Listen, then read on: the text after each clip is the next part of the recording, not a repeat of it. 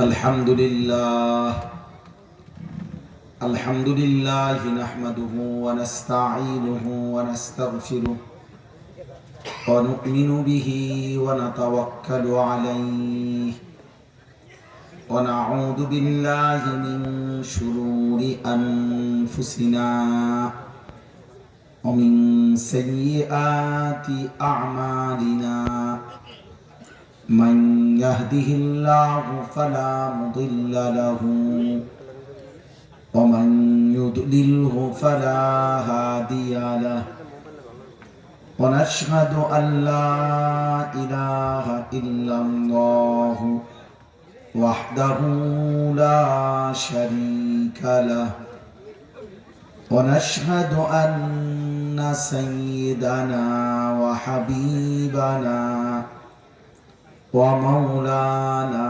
محمدا عبده ورسوله أما بعد فأعوذ بالله من الشيطان الرجيم بسم الله الرحمن الرحيم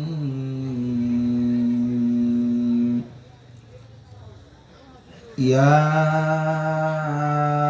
أيها الذين آمنوا خذوا حذركم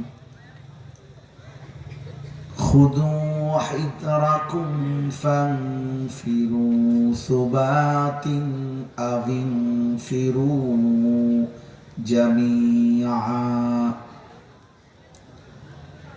وإن منكم لمن ليبطئن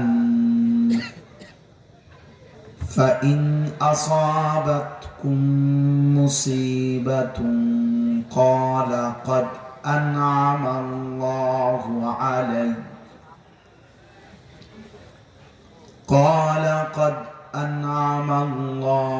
علي إذ لم أكن معهم شهيدا ولئن أصابكم فضل من الله ليقولن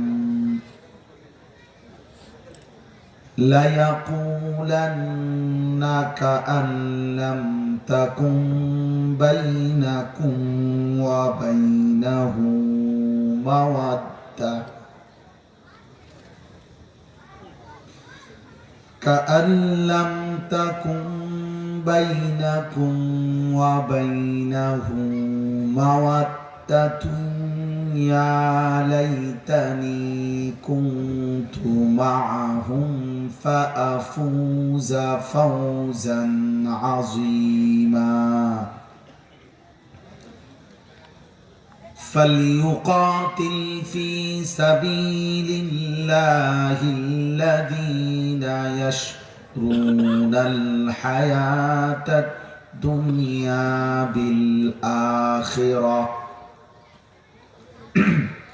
ومن يقاتل في سبيل الله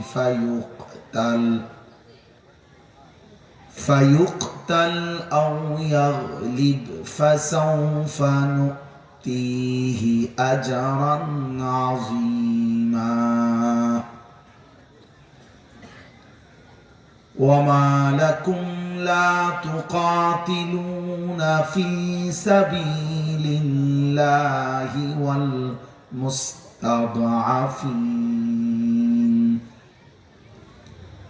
والمستضعفين من الرجال والنساء والولدان الذين يقولون ربنا أخرجنا من هذه القرية الظالم أهلها واجعل لنا من لدنك وليا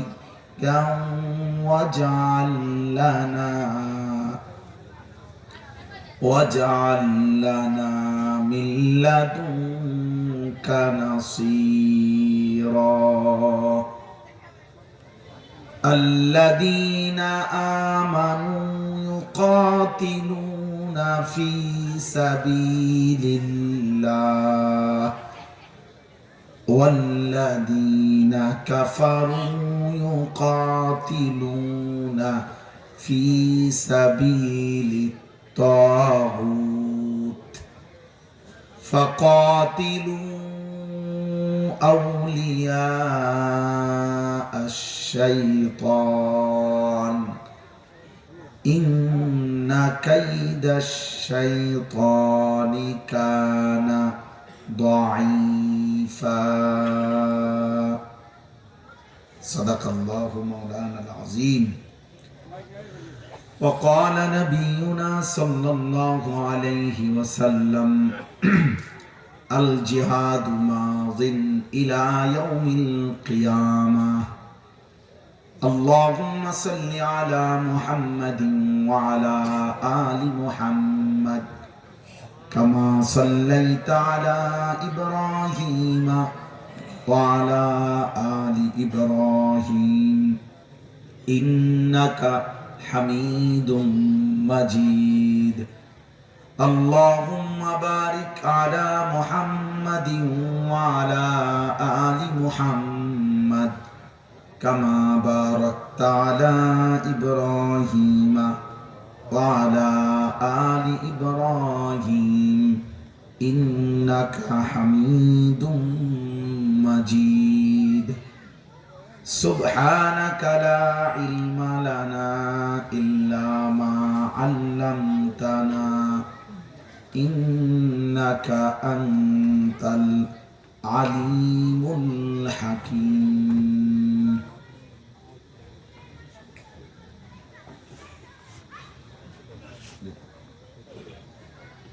আলহামদুলিল্লাহ আল্লাহ পাক রব্বুল ইজ্জত জুল জালাল ওয়াল ইকরামের ফজল কারাম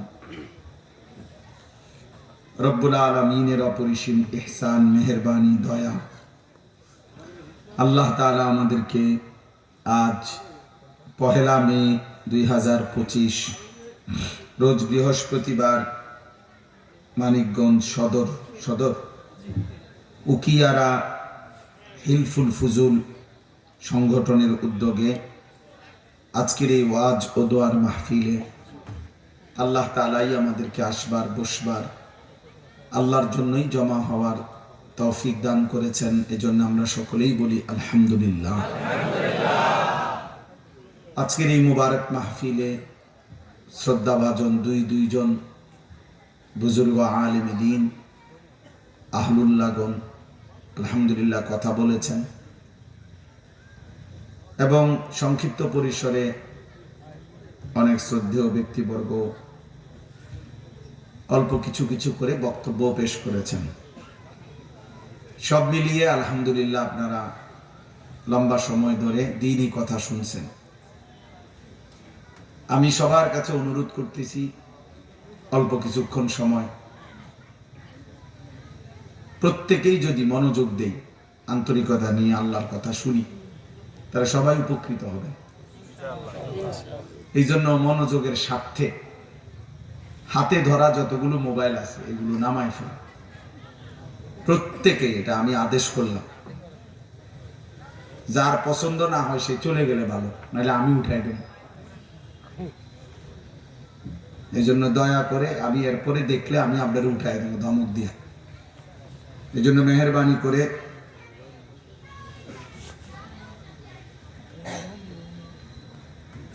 দয়া করে অল্প একটু সময় মনোযোগ দিলে ভালো মোবাইল হাতে থাকলে রেকর্ড করলে হাতে ধরে দিল জমে না মানে মোবাইলের মধ্যে সারাক্ষণ তার মনে হয় এটার একবার বড় করে ছোট করে ডান দিকে নেয় বাম দিকে নেয় উল্টায় নামায় ফলে সারাক্ষণ দিলের মধ্যে এটা নিয়ে কাজ করে তাইলে তখন আর নিজের দিলে কোনো কথা জমে না তো মোবাইলে তো খুব জমলো কি ফায়দা হলো কারো মোবাইলে যদি 1 লক্ষ ওয়াজ থাকে, এতে কবর আযাব মাফ তো লাভ কি? তাহলে লাভ কি? এই জন্য এটা জরুরি, মনোযোগ দরকার। জীবন যদি না বদলায়, সামান্যতম হৃদয়ে যদি অনুভূতি না আসে, তাইলে শুনেই কি লাভ, বসেই কি লাভ, বলে কি লাভ? কোরআনুল কারীমের মধ্যে আছে, আল্লাহ তাআলা বলেন, ওয়া ইদা সামিউ মা উনজিলা ইলার রাসূল তারা আ'য়ুনাহুম তাফীদু মিনাদ দাম'i মিম্মা আরাফু মিনাল হক। আল্লাহ তাআলা বলেন নবীজি সাল্লাল্লাহু আলাইহি সাল্লামকে, যে বন্ধু, আপনার সাহাবাদের অবস্থা হলো এমন, আপনার উপরে নাজিলকৃত কোরআন যখনই তারা শুনে, তা আপনি তাকাইলেই দেখবেন প্রত্যেকের চোখ থেকে পানি ঝরছে।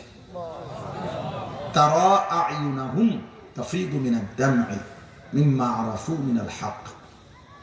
তাহলে আল্লাহর কোরআন শুনবার পরে সাহাবায়ে কেরামের হালাত, প্রতিক্রিয়া হতো এই যে চোখ দিয়ে পানি ঝরত, পানি ঝরত।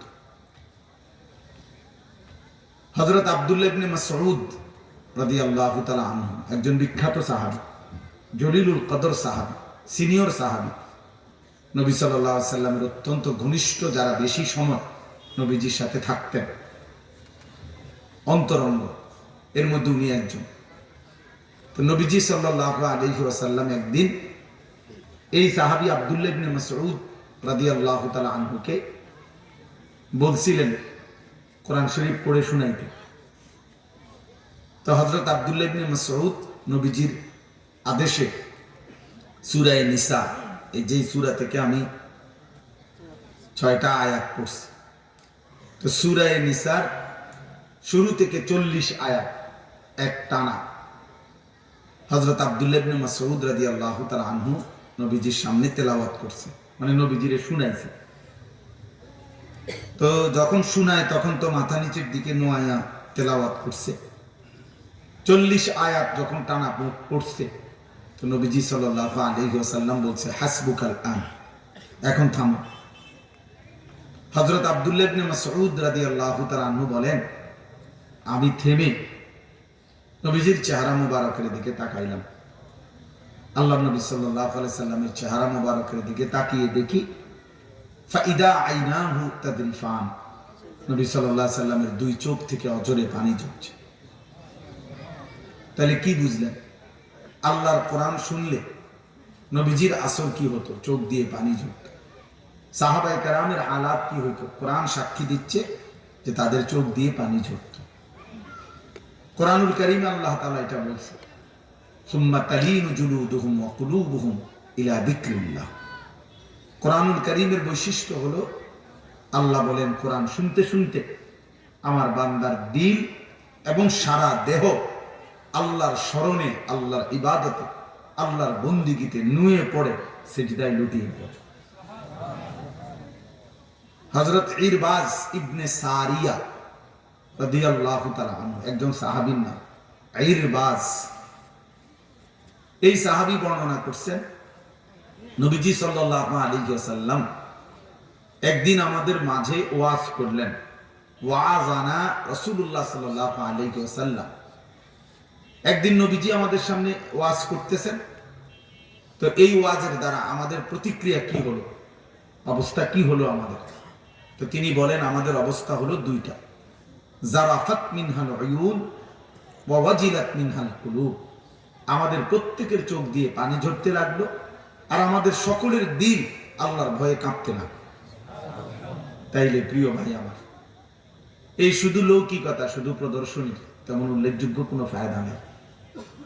এই সুর গোল হাঙ্গামা, দৌড়াদৌড়ি, লাফালাফি, ফালাফালি কইরা ঘাম ঝরলো, হ্যাঁ, কেউ বুট খাইলেন, কেউ বাদাম খাইলেন, কেউ বন খাইলেন, কেউ চটপটি খাইলেন, কেউ কুদ্দুর শুনলেন, কুদ্দুর উঠলেন, মোবাইলে কুদ্দুর উঠাইলেন। কোন একজন বক্তার বক্তব্য হয়তো ওনার একটু সুর ভালো, কারো হুঙ্কার ভালো, কারো আওয়াজ ভালো, কারো এই সেই বিচিত্রমুখী। এতে উল্লেখযোগ্য তেমন কোনো অর্জন হয় না। দেখার বিষয় হলো জিন্দিগির মধ্যে, হালাতের মধ্যে, অবস্থার মধ্যে কোনো পরিবর্তন হলো কিনা।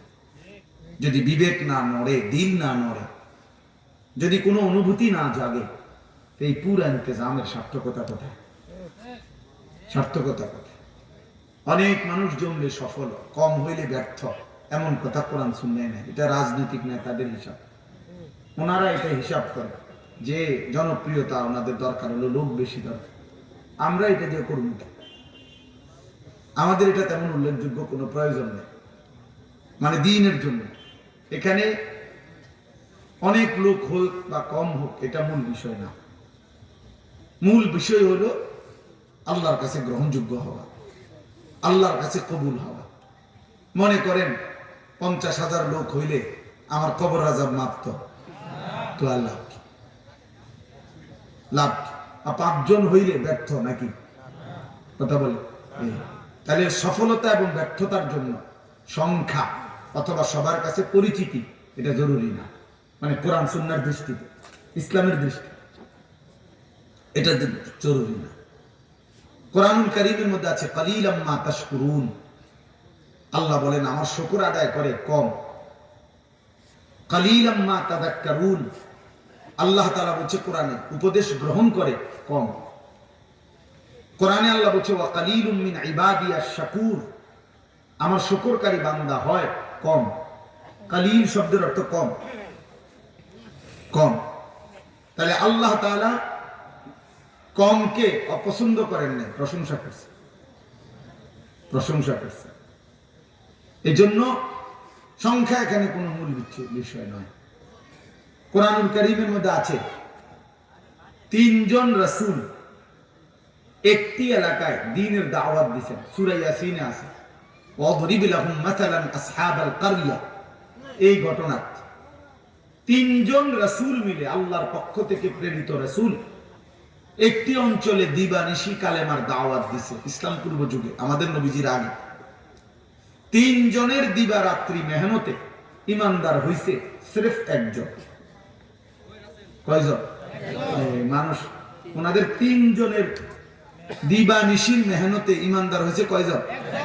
ওয়াজাআ মিন আকসাল মদিনাতে রাজুল, এই যে একজন রাজুল, এই একজন। 3 জন রাসূল ইমানের দাওয়াত দিছে, বিনিময়ে উম্মত অনুসারী ইমান এনেছে একজন। তো এখন কি বলেন, এই 3 জন যাদের দাওয়াতে মাত্র একজন লোক ইমান আনলো, তো ওনারা ব্যর্থ না? এইটা অবস্থা। তাহলে বোঝা গেল এখানে সংখ্যা মূল বিষয় না, আল্লাহর কাছে গ্রহণ হওয়ার মূল বিষয়। কোরআনুল কারীমের মধ্যে আছে আল্লাহ তাআলা বলেন ওয়ামা আকসারুন নাসি ওয়ালাউ হারাসতা বিমুমিনিন। সূরা ইউসুফের আয়াত, যে বন্ধু নবী আপনি যদি প্রচন্ড আগ্রহ করেন, আকাঙ্ক্ষা করেন, তবুও সব লোক, অধিকাংশ লোক ইমানদার হবেন। আকসার, আকসার বেশি সংখ্যক ইমানদার হবেন, আল্লাহ নিজে বলছে।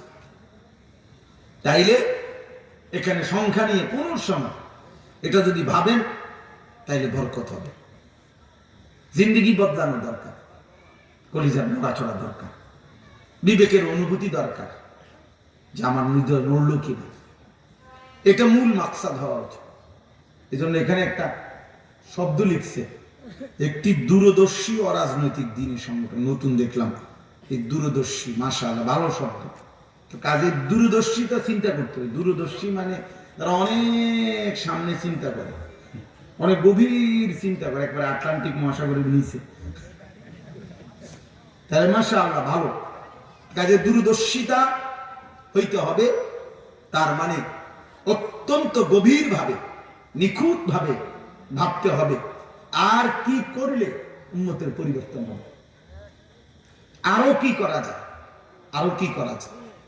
এই জন্যই হিলফুল ফুজুল সংগঠনের সদস্যদের দোস্ত আমি এটা পরামর্শ দিলাম, শুধু একটি মাহফিল যথেষ্ট নয়, শুধু একদিন 50,000 মাহফিল মানুষ একত্র করা উম্মতের পরিবর্তনের জন্য যথেষ্ট নয়, বরং একাধিক মাধ্যম প্রয়োগ করতে হবে। মসজিদে জুমার বয়ান, সেটা শুনবার প্রতি আরো প্রচন্ড উৎসাহিত করতে হবে। মসজিদ ভিত্তিক ইসলাহি মজলিস মাসিক ছোট ছোট মজমা, 50 জন হোক, 30 জন হোক, এরকম একজন আলেমে দ্বীন স্থানীয় কোন একজন আল্লাহওয়ালা বুজুর্গকে দাওয়াত দিয়ে দিয়ে এই যে 20 জনে শুনছে, কিন্তু 20 জন থেকে যদি এক আল্লাহর বান্দা বদলে যায়, জিন্দেগি চেঞ্জ হয়, তো গোটা জাতি মহল্লার হেদায়েতের জন্য যথেষ্ট। একজনের হেদায়েত হলেই ফাওয়াল্লাহি লা আন ইয়াহদি আল্লাহু বিকা রাজুলান ওয়াহিদান খায়রুন লাকা মিন হুমুরিন নাআম। আল্লাহ নবী সাল্লাল্লাহু আলাইহি ওয়াসাল্লাম বলেন, হাদিস, আল্লাহর কসম, মানে এই কসমটা নবী কইছে, আল্লাহর কসম, তোমার দ্বারা একজন ব্যক্তি, রাজুলান ওয়াহিদান, একজন ব্যক্তি হেদায়েত পাওয়া, আল্লাহর পথ পাওয়া, গুনার রাস্তা ছেড়ে দেওয়া, আল্লাহর রাস্তায় চলে আসা, নবীজি বলেন গোটা আরবের সমস্ত দামি উট, যেগুলো লাল চিহ্ন বিশিষ্ট বিশেষ দামি উট, সেগুলো তোমাকে সবগুলো হাদিয়া দেওয়ার চাইতেও কোটি গুণে উত্তম। কয়জন? একজন, রাজুলান ওয়াহিদ। এজন্য দোস্ত এটা ফিকির করা যায়, আরো ব্যাপক ত্রৈমাসিক আরো কি ইন্তজাম করা যায়। মনে রাখবেন, মানুষের সেবা, আমার এই কথাটা অপ্রিয় হলেও ভাইবা পরে বিশ্লেষণ করবেন। অর্থাৎ এক হইল মানুষকে সেবামূলক অনেক কিছু দেওয়া, আলহামদুলিল্লাহ এটা ভালো কাজ। কাউরে গরু দিলাম, কাউরে ঘর করে দিলাম, বিপদগ্রস্তকে গাড়ি কিনে দিলাম, বিধবাকে সহযোগিতা করলাম, এতিমকে সহযোগিতা করলাম, রাস্তা করে দিলাম, ইত্যাদি ইত্যাদি সেবামূলক কাজ যেটারে করে, এটা নিঃসন্দেহে ভালো কাজ। খায়রুন নাসি মান ইয়ানফাউন নাস, রাসূলুল্লাহ সাল্লাল্লাহু আলাইহি সাল্লাম বলছে, উত্তম সে যে মানুষের কল্যাণ করে। কিন্তু মনে রাখবেন, মানুষের সবচেয়ে বড় কল্যাণ, মানবতার সবচেয়ে বড় কল্যাণ, আল্লাহর কসম, কোরআনে সূরা আলে ইমরানে আল্লাহ বলছে, মানবতার সবচেয়ে বড় কল্যাণ হলো তা'মুরুনা বিল মা'রুফ ওয়া তানহাউনা আনিল মুনকার, মানুষকে নেক কাজের প্রতি আদেশ করা, গুনাহের কাছ থেকে ফিরায় রাখা। তাহলে এক মানুষের গুনাহ এবং নাফরমানি জাহান্নামের আগুনে যে ধাউ ধাউ করে জ্বলার জন্য প্রস্তুতি নিচ্ছে, তার সেই আগুন থেকে ফিরাইয়া আনা, আল্লাহর পথ ধরায় দেওয়া, তার জিন্দেগি পরিবর্তন করার চেষ্টা করা, কসম আল্লাহ, এটা হচ্ছে মানবতার সবচেয়ে বড় কল্যাণ, সবচেয়ে বড় কল্যাণ। আর এটা কষ্টসাধ্য কাজ, কিন্তু এটা করা উচিত, এটা করা উচিত, বুঝলেন? আজকে আমরা যদি ঘোষণা দেই যে আগামী ইনশাআল্লাহ আগামী 15 দিনের ভিতরে 1 লক্ষ টাকার শীতের কম্বল আমরা দেব, এটা আলহামদুলিল্লাহ ব্যবস্থা হবে। কিন্তু যদি ঘোষণা দেই যে আমরা এমন 50 জন যুবক চাই যাদের আগামী 1 মাস 30 দিন ফজরের নামাজের জামাত কাজা হবে না, এমন যুবক চাই, তাইলে কষ্ট হবে। তাইলে কি হবে? কষ্ট হবে। অথচ এটা দরকার, অথচ এটা কি এটা ভীষণ দরকার। জিন্দেগি চেঞ্জ করা, জীবন চেঞ্জ করা, জীবন চেঞ্জ করা। এই লাখ লাখ যুবক ছেলে মুসলমানের জনবল কোনো অংশেই কম না, কিন্তু এই লক্ষ লক্ষ কিশোর নওজোয়ান কিসের পিছনে ছুটছে ওরা নিজেরাই জানে না, ওদের মাও জানে না, ওদের বাবাও জানে না।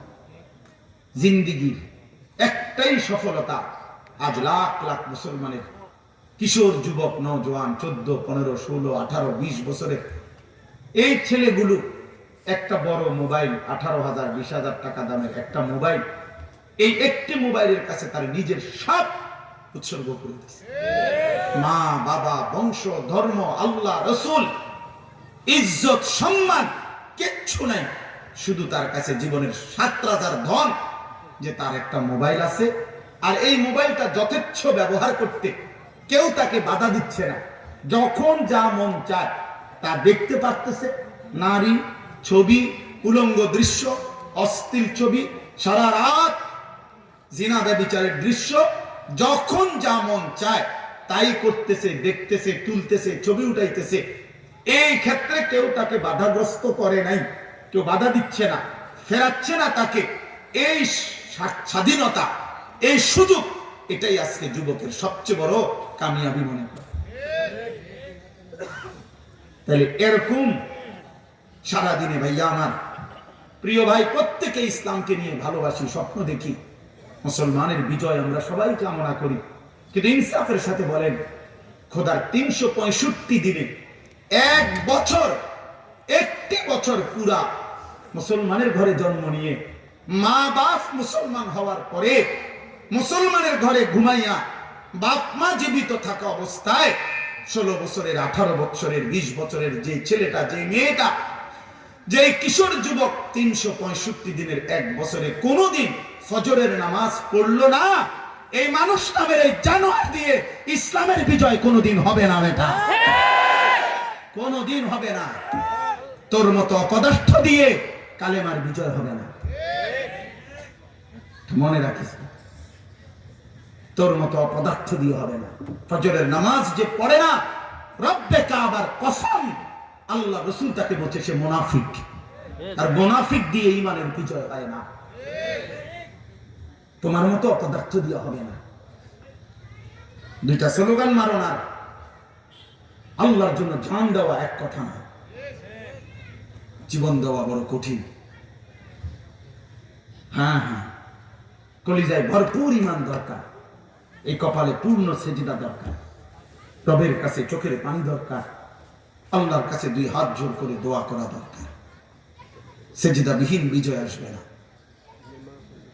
চোখের পানি বিহীন বিজয় আসবে না, রাত গভীরে তাহাজ্জুদের আহাজারি ছাড়া বিজয় আসবে না, দোয়া ছাড়া আসবে না। আপনি শুনেন আমার কাছে, রাসূলুল্লাহ সাল্লাল্লাহু আলাইহি ওয়াসাল্লাম বদরের যুদ্ধের দিন সব উলামায়ে কেরামকে জিজ্ঞেস করে দেখেন, বুখারীর riwayat, বদরের যুদ্ধের দিন 313 জন সাহাবীকে যুদ্ধের ময়দানে নবীজি যখন দাঁড় করাইছেন কাফেরদের মোকাবেলা, কাফেররা 1000 যুদ্ধের সাজে সজ্জিত, প্রত্যেকের কাছে ঘোড়া, অস্ত্র, তীর, বর্ষা, বল্লম, তলোয়ার, ঢাল সব পর্যাপ্ত। আর মুসলমানদের কাছে ইতিহাসের গ্রন্থে নির্ভরযোগ্য আছে, মুসলমানদের কাছে আপনার ঘোড়া ছিল 2টা, আর তরবারি ছিল 7 থেকে 8টা তরবারি, এই আর কিছু না, আর কারোর কাছে কিছু না।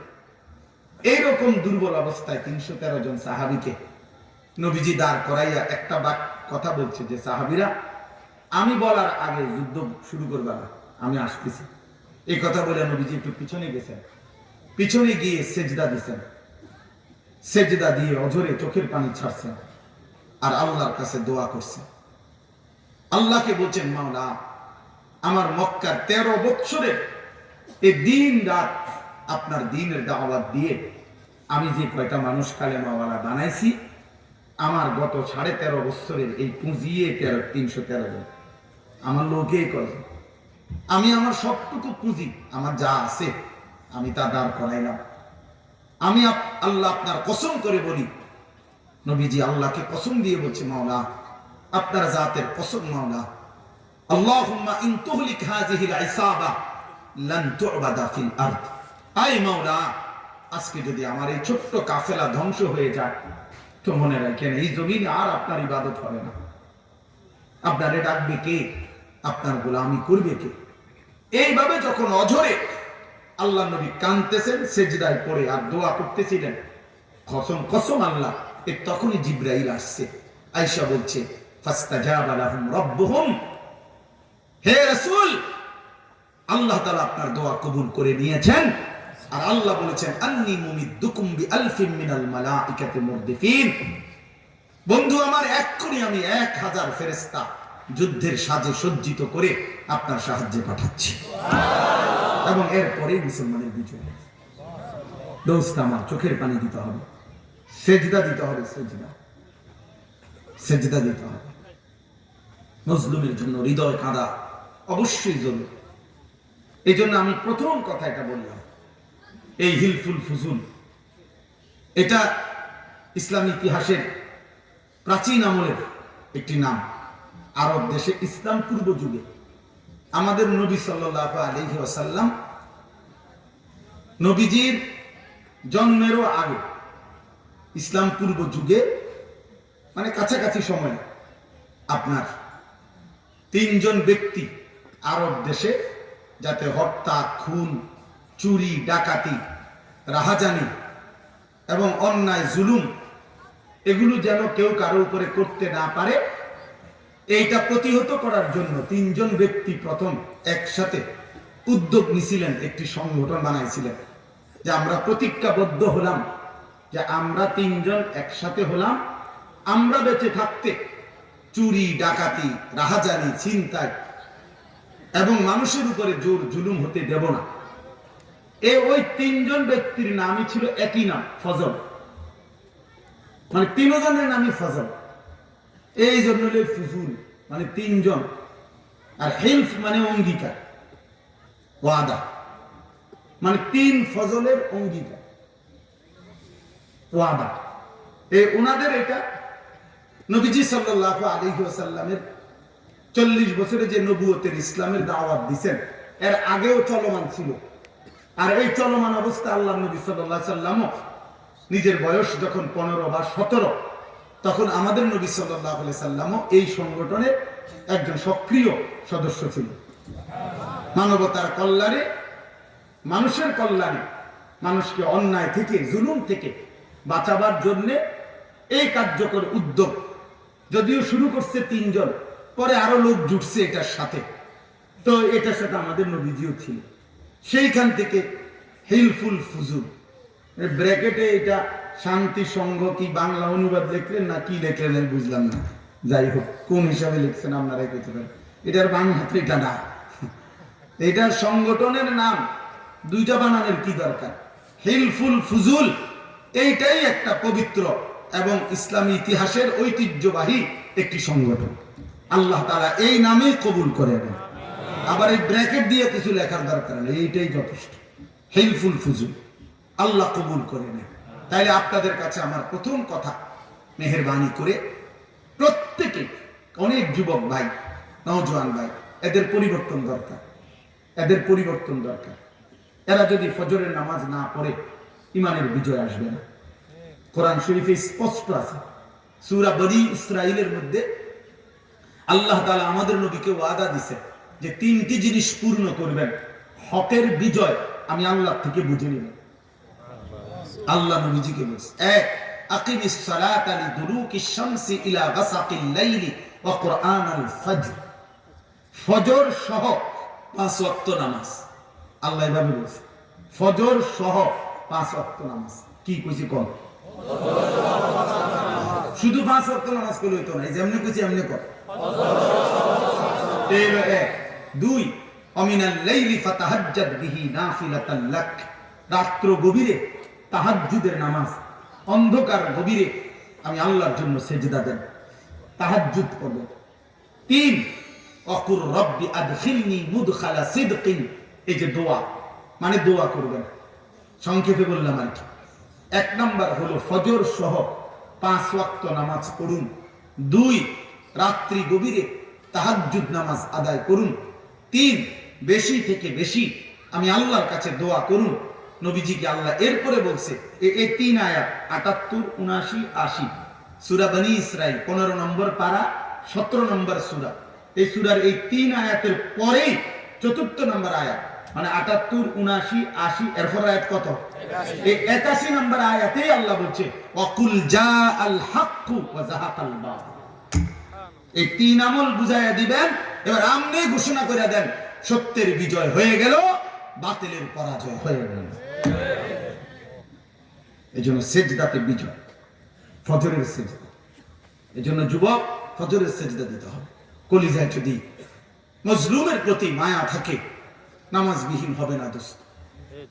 গাজা ফিলিস্তিনের মজলুম মুসলমানের জন্য যদি কলিজায় ব্যথা লাগে, মায়ের জন্য, বোনের জন্য রবকে সেজদা দাও, আল্লাহকে সেজদা দাও, চোখের পানি ফেলো। আগামী দিনের জন্য, কালেমার জন্য, ইসলামের জন্য জীবন দিবা। এর জন্য জিহাদ ফি সাবিলিল্লাহ, কিতাল ফি সাবিলিল্লাহর জন্য সর্বাত্মক প্রস্তুতি নাও। তুমি সেজদা দিলে ইনশাআল্লাহ কলিজায় তোমার আল্লাহ হিম্মত দিবে। তুমি চোখের পানি ফেললে রব্বে কারীম তোমার কলিজায় সাহস দিবে। তুমি আল্লাহর কাছে হাত তুললে আল্লাহ তাআলা আসমানি সাহস তোমার কলিজায় দিয়ে দিবে। এমনি মোবাইল টিপতে টিপতে যুদ্ধ করবা না, না। মানুষের বেডি চাইয়া উলঙ্গ নাচ দেখে, সারা রাত জিনাবে বিচারের দৃশ্য দেখে না, না চল হবে না। ওই জীবন লানতের জীবন, ওই জিন্দিগি লানতের জিন্দিগি, অভিশপ্ত এই জীবন যে কপালে সেজদা নেই। আল্লাহ তাআলা কোরআনে বলছে, ইবলিস তুই আমাকে সেজদা দিলি না, ওয়া ইন্না আলাইকা লানাতা ইলা ইয়াউমিদ্দিন। কোরআনের স্পষ্ট আয়াত। আল্লাহ বলছে, ইবলিস সেজদা দিলা না, তো মনে রাখো আজকের থেকে নিয়ে কিয়ামত পর্যন্ত তোর উপরে আমি আল্লাহ লানত লানত লানত। এজন্য সেজদাবিহীন যুবক মনে রাখিস, যদি এখনো এই সিদ্ধান্তের উপরে থাকো যে আমি সেজদা দেব না, তো তোর উপরে আল্লাহর লানত, তোর উপরে লানত, তোর উপরে লানত, তোর উপরে। সিদ্ধান্ত না, জিন্দেগি সিদ্ধান্ত পাল্টাও। এত লক্ষ মুসলমানের যুবক থাকতে বেঈমান এইভাবে মুসলমান মারবে কেন বলেন ভাই? 9 বছরের একটা গাজা ফিলিস্তিনের একটা ছেলের ছবি দিছে গত 6-7 দিন আগে, পত্রিকা আসছে। ছেলেটার 2টা হাত বোমার আঘাতে উড়ে গেছে। সে পৃথিবীবাসী আমাদের কাছে, সারা বিশ্বের মুসলমানদের কাছে প্রশ্ন করছে যে হে পৃথিবীবাসী, 9 বছর বয়সে আমি আমার 2 হাত বোমার আঘাতে উড়ে দিল। আমি জানতে চাই তোমাদের কাছে আমার আগামী জীবন আমি কেমনে চালাবো। আমার একটা নওজোয়ান ছেলে বলো, তোমার 9 বছরের ছোট ভাই যদি আইসা বলে ভাই আমার 2টা হাত ফেলে দিছে, আমি এখন কেমনে চলবো? তুমি কইবা ভাই তুই যেমনি চল চল, আমি মোবাইল টিপবো, আমি নারী দেখবো, আমি ছবি দেখবো, আমি চুল রাখবো বেঈমানের মতোই। যে ইহুদি তোর হাত উড়াই দিছে, আমার চুল হবে সেই ইহুদির মতো। যে ইহুদি তোর পা উড়াই দিছে, সেই উহুদের যুদ্ধে আমরা শুনছি নবীজির চাচা আমিরে হামজাকে কাইটা টুকরা টুকরা করে ছিন্ন ভিন্ন করে ফেলে দিছে। আজকের পৃথিবী আরেকবার গাজাতে সেই উহুদের দৃশ্য দেখছে, যে বোমার আঘাতে মুমিনের পবিত্র দেহ উপরের দিকে উঠা ছিন্ন ভিন্ন হয়ে টুকরা টুকরা হয়ে গেছে। হায় হায় হায় যুবক, এটা ইনসাফ হয় না। যে বয়সে তোমার, যে সময়ে তোমার মায়ের উপরে এত বড় জুলুম, বোনের উপরে, ভাইয়ের উপরে, ইমানদারের উপরে, সেই সময়েও তোমরা 1 ওয়াক্ত নামাজ পড়ো না, রাত নাই দিন নাই, শুধু এই মোবাইল নারী ছবি নিয়েই ব্যস্ত। তোমাদের অনেক ছেলের চুল দেখলে বোঝা যায় না তুমি মুসলমানের বাচ্চা নাকি বেঈমান। ইনসাফ থাকা উচিত, ইনসাফ। 6 বছরের একটা বাচ্চা মেয়ে গাজার, আমি নিজে ওই বাচ্চার সাক্ষাৎকার শুনছি। এই ছোট্ট মেয়েটা হসপিটালে সাক্ষাৎকার দিয়ে বলতেছে, আমি খেলতেছিলাম, হঠাৎ করে বোমার আঘাতে আমি বেহুশ হয়ে গেছি। যখন আমার হুঁশ ফিরে আসছে, 6 বছরের মাসুম বাচ্চা বলতেছে, আমি তাকায় দেখি আমার ডান হাতটা আমার সাথে নাই, আমার হাতটা কোথায় যেন উড়ে গেছে, আমি আর খুঁজে পাইলাম না। কি দোস্ত, আমারও একটা 4 বছরের মেয়ে আছে। আমার সেই 4 বছরের মেয়েটা সারাদিন কত কিছু হারায় ফেলে। কখনো বলে জুতা পায় না, কখনো খেলনা পায় না, কখনো গেঞ্জি পায় না। তাহলে এক ছোট বাচ্চা তো এটা বলতে পারে যে মা আমি আমার জুতা পাচ্ছি না, খেলনা পাচ্ছি না খুঁজে। কিন্তু এক মুসলমানের 6 বছরের বাচ্চা বলতেছে আমি আমার ডান হাতটাই খুঁজে পাচ্ছি না, আমার হাত উড়ে গেছে কোথায় আমি জানি না। এই যখন মুসলমানের হালাত দোস্ত, তখন কোন বিবেকে, কোন লজ্জায় এত বড় পাষাণ কেমনে হইলা, এত বড় জালেম কেমনে হইলা, এত বড় মুনাফিক কেমনে হইলা, যে এরপরেও রবকে একটাবার ডাক দাও না কেন? আল্লাহকে সেজদা না দিলে, ইমানের হক আদায় না করিলে কসম খোদার বিজয় আসবে না। ওয়াদাল্লাহুল্লাযীনা আমানু মিনকুম ওয়া আমিলুস সালিহাত লা ইস্তাখলিফান্নাহুম ফিল আরদ। কোরআন শরীফে আল্লাহর ওয়াদা, সূরা নূরের 55 নম্বর আয়াত। আল্লাহ বলেন আমি ওয়াদা দিলাম, ওয়াদাল্লাহু, আল্লাহ ওয়াদা দিয়েছেন, আল্লাযীনা আমানু মিনকুম, তোমাদের মধ্য থেকে যারা পূর্ণ ঈমানদার হবে, ওয়া আমিলুস সালিহাত, সমস্ত নেক আমল পূর্ণ আদায় করবে, আমি ওয়াদা দিচ্ছি লা ইস্তাখলিফান্নাহুম ফিল আরদ, আমি জমিনের বাদশাহী তোমাদের হাতে তুলে দেব। এমনি হবে না দোস্ত, সাধারণ ওই বুড়া মিয়া গপ মারে, কি শুরু হইলো দেশটার মধ্যে? আর বিড়ি খায়, আর বিড়ি খায়। বুড়া মানুষ, 60 বছরের বুড়া, এমন বেশরম, 60 বছর বয়স হয়ে গেছে বুড়া মিয়া, আজও লজ্জা শরম হয় নাই, বুড়া এখনো বিড়ি খায়। আরে বুড়া মিয়া, শরম হবে কোন দিন, লজ্জা হবে কোন দিন? 60 বছরও বুঝলেন না যে বিড়ি খানা গুনাহ? 60 বছর বয়সে চা দোকানে টেলিভিশন চান, আক করিয়া করিয়া রাক্ষসের মতো নর্তকীর নাচ দেখেন, টেলিভিশন দেখেন, চিন্তা করে দেখেন এই লোক কি পরিমাণ বেশরম। এই মিয়া যে কত বছর ধরে, মিয়া 15 বছর ধরে এই বেডি সামনে অভ্যাস, আর যা 60 বছর 45 বছর ধরে বেডি চান। বলে রাগ হবেন? রাগ হবেন কি লেগা? যে পাপী আপনি রাগ হইলে আমার অসুবিধা কি? আর যে পাপী না আপনি রাগ হবেন কেন? কথা বলেন না কেন? আমরা অপরাধী হইলে আমাদের গায়ে লাগলে আমার সমস্যা কি? আমরা আড্ডিত লাগলে আমার অসুবিধা। বলেন, ইনসাফের কথা বলে, ইনসাফের কথা বলে। আজকে আমরা ভেবেছি আমরা মুসলমান, আমরা সংখ্যাগরিষ্ঠ মুসলমান, অভিভাবক পর্যায়ের যারা, যাদের ছেলে আছে, মেয়ে আছে, বিবি আছে, আমরা ভেবেছি স্ত্রী সন্তানের জন্য একটা ঘর, একটু জমি, খাট পালং, সোফা, ফার্নিচার, আসবাবপত্র, এটার ব্যবস্থা করে যাওয়া, পুরা হায়াত মিলাইয়া, এরই নাম জিন্দিগি।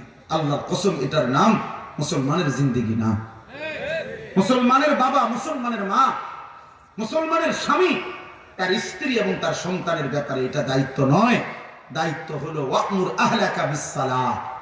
কোরআনে আল্লাহ বলছেন, তুমি তোমার পরিবারের সদস্যদেরকে নামাজের আদেশ করো, ওয়া আস্তাবির আলাইহা, এবং নিজেও নামাজের উপরে মজবুত থাকো।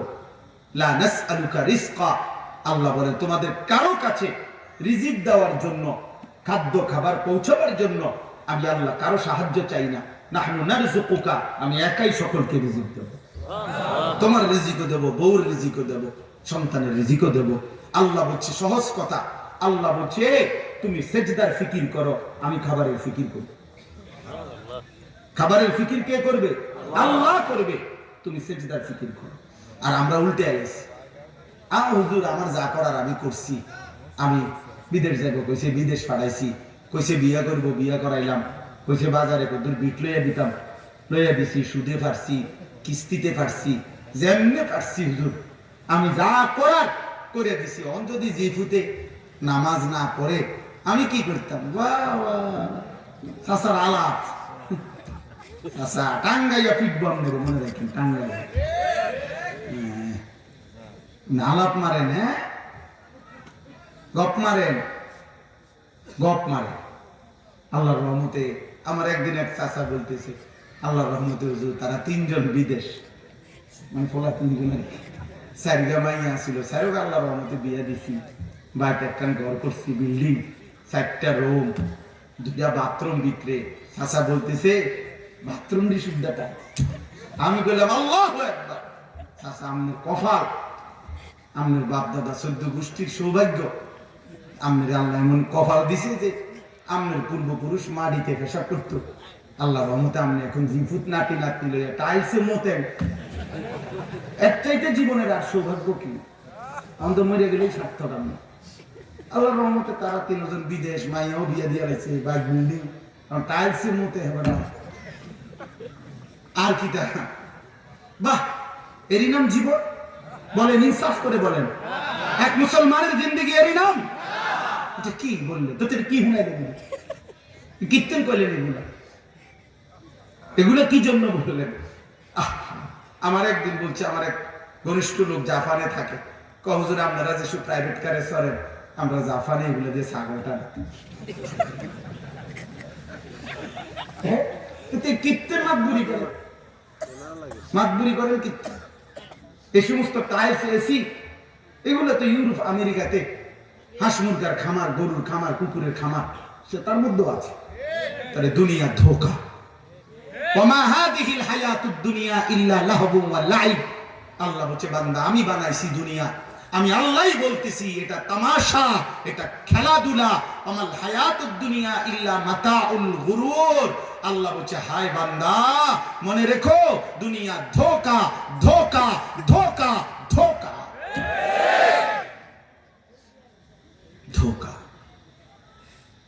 দুনিয়া ধোঁকা, দুনিয়া কাউরে থাকতে দেয় না, ধোঁকার এই দুনিয়া কাউরে থাকতে দেয়।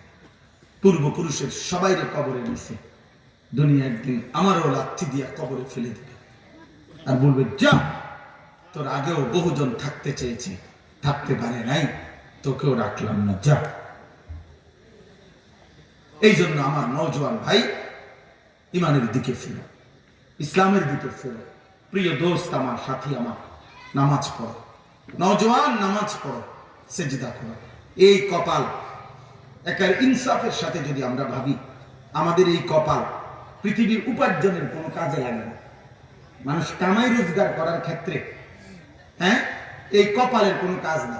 হাত, পাও, ব্রেন, চোখ, কান, এগুলো মানুষ রোজগারের জন্য কাজে লাগে, শুনে, দেখে, হাত দিয়া ধরে, পাও দিয়া যায়, ব্রেন দিয়া ভাবে, কিন্তু কপাল দিয়ে কিছু ঠেলে, আজ্ঞায়, ফিচ্ছা, এমন কিছু আসেনি। তাহলে কপাল দিয়ে দুনিয়াবি উপার্জনের কোনো কাজ স্বাভাবিকভাবে নেওয়া হয় না। তাহলে কপাল এটা আল্লাহ তাআলা কেন বানাইলেন? আল্লাহ কসম, কপাল আল্লাহ শুধুই সেজদার জন্য বানাইছে। এই জন্য আলেমকে জিজ্ঞেস করে দেখেন, সেজদা কাকে বলে? সেজদা বলাই হয় ওয়াদউল জাবহাতে আলাল আরদ, জমিনের উপরে কপাল রাখা, এটাকেই বলে সেজদা। তাহলে কপাল আল্লাহ বানাইছেন কি জন্য? বলো না নওজোয়ান, কি জন্য? আবার বলো যুবক, কি জন্য? যুবক বললাম আমি, যেই যুবক তোমার কপালে সেজদা নাই, তোমার ওই কপালের মধ্যে থুতু মারলাম, থুতু মারলাম, থুতু মারলাম তোর ওই কপালে, তোর কপালে। বদনসিব, বদনসিব তুই বেটা। কোন নাফরমান মনে রাখবেন, নিজেকে চালাক ভাববেন না। কোরআনুল কারীমের মধ্যে কোন পাপীকে কোরআন বারবার বলছে, প্রত্যেক পাপী জাহেল, মূর্খ। প্রত্যেক পাপী জাহেল, প্রত্যেক নাফরমান, প্রতিটা সুদখোর জাহেল, ঘুষখোর, মদখোর, নেশাখোর, গাঁজাখোর, ফুট্টাখোর, বাবাখোর, ডাইলখোর, ইয়াবাখোর, হারামখোর, জেনাকারী, ব্যভিচারী, চোর, ডাকাত, ছিনতাইকারী, অবৈধ সম্পদ উপার্জনকারী, গরিবের সম্পদ লুণ্ঠনকারী, রাষ্ট্রের সম্পদ লুণ্ঠনকারী, সব মূর্খ, সব আহাম্মক, সব বেওকুফ। আল্লাহ নবী সাল্লাল্লাহু আলাইহি সাল্লাম বলছে, তাহলে বুদ্ধিমান কে, চালাক কে? খোদার কসম নবী বলছে, চালাক হলো ওই ব্যক্তি, আল কাইয়িসু মান দানা নাফসাহু ওয়া আমিলা লিমা বা'দাল মাউত। নবীজি বলছে যে নিজের হিসাব রাখে এবং মৃত্যু পরবর্তী জিন্দেগীর জন্য আমল। হ্যাঁ, আল্লাহ বলছে, নবীজি বলছে, নবীজিকে জিজ্ঞেস করছে, মান আকিয়াসুন নাস, সবচেয়ে বেশি বুদ্ধিমান কি? আল কাইয়িস, আকিয়াস, সৌদি আরবে যারা আরব দেশে থাকে কোয়াইস কয়, এই কোয়াইস মানে বুদ্ধিমান, আল কাইয়িস। হ্যাঁ, তো নবীজিকে জিজ্ঞেস করছে, ইয়া রাসূলুল্লাহ, সবচেয়ে বড় বুদ্ধিমান কে? নবীজি বলছেন, আকসারুহুম যিকরান লিল মাউত, যে বেশি বেশি মৃত্যুকে স্মরণ করে, ওয়া আকসারুহুম ইস্তিদাদান লিল মাউত, যে বেশি বেশি মৃত্যুর জন্য প্রস্তুতি গ্রহণ করে।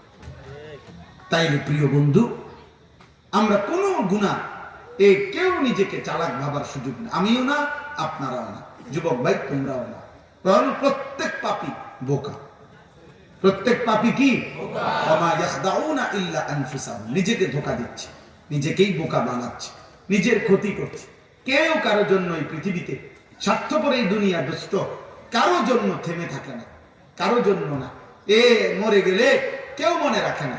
সামনের সিএনজি অ্যাক্সিডেন্ট করে 3 জন প্যাসেঞ্জার মরে গেছে, পিছনের কোনো গাড়ি থামে না, সবাই সাইড খুঁজে কেমনে পাশে দিয়া যাবে গা। স্বার্থপর এই দুনিয়া কারো জন্য থামে না। এই জন্য আমরা প্রত্যেকেই আল্লাহর দিকে ফিরব, বলেন ইনশাআল্লাহ। আমার অনুরোধ রইল, আমার যুবক ভাই, কষ্ট করছো ভাই আমার, আগামী দিনে ইসলামের জন্য তোমাদের খুব দরকার। তোমরা যদি না লড়ো, তোমরা যদি যুদ্ধ না করো, তোমরা যদি জেহাদের প্রস্তুতি না নাও, আগামী দিনে যদি তোমরা ইমাম মাহদীর সৈনিক হওয়ার জন্য প্রস্তুতি না নাও, প্রিয় বন্ধু, ইসলাম তো আগাবে কি দিয়ে? এজন্য আজকের এই কিশোর, আজকের এই নওজোয়ান, সম্ভাবনার খুব বেশি ভাইয়া। 1948 সাল থেকে 2025, আজকে 77 বছর যাবৎ ফিলিস্তিন এই ইসরায়েলের বেঈমানদের দ্বারা নির্যাতিত। আজকে 1947 সাল থেকে 2025 পর্যন্ত কাশ্মীর, এই ব্রিটিশ যখন 47-এ চলে যায় তখন তারা কাশ্মীরের ফয়সালা দিয়ে যায় না। সেই থেকে ভারতের এই বেঈমানদের দ্বারা কাশ্মীরের মুসলমান আজকে 78 বছর নির্যাতিত। এই 78 বছর পরেও আবারও এই গত এক সপ্তাহ 1.5 সপ্তাহের ভিতরে জম্মু কাশ্মীরের ভিতরে একজন হিন্দু তাদের সরকারি কর্মকর্তাকে আপনার সন্ত্রাসীরা হত্যা করছে। সন্ত্রাসীদের আঘাতে যে ব্যক্তি হত্যা নিহত হইল যারা, সেটার জন্য সন্ত্রাসীদেরকে তালাশ করো, সেটার জন্য নির্দিষ্ট তদন্ত করো। কিন্তু এই অজুহাতে গোটা ইন্ডিয়ার মধ্যে, গোটা কাশ্মীরের মধ্যে এখন এই মুহূর্তে হাজার হাজার মুসলমানকে চূড়ান্ত জুলুম নির্যাতন করছে এবং হিন্দুস্তানের অনেক মুসলমানের বাড়ি ঘর ভাঙ্গা মাটির সাথে সমান করে দিচ্ছে। কারণ একটা অজুহাতে, উদ্দেশ্য একটাই, মুসলমানকে শেষ করা, মুসলমানকে শেষ করা। তাইলে প্রিয় বন্ধু, আমার অনুরোধের কথা হলো 77 বছর ধরে মুসলমান নির্যাতিত ফিলিস্তিনে, 78 বছর ধরে মুসলমান নির্যাতিত কাশ্মীরে, 61 বছর 1964 সাল থেকে 2025 61 বছর পর্যন্ত রোহিঙ্গা মুসলমানরা আজকে নির্যাতিত। এটাই ইতিহাস।